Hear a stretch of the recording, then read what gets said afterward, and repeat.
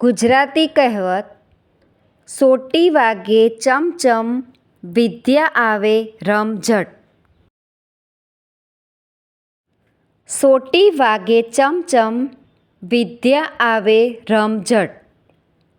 અર્થ: કડક શિસ્ત અને ઠપકો હોય તો વિદ્યાર્થી ઝડપી વિદ્યા મેળવે.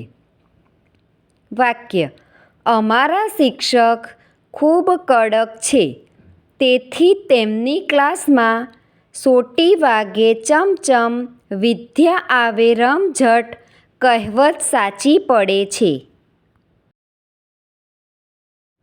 Thank you friends. Please like, share and subscribe.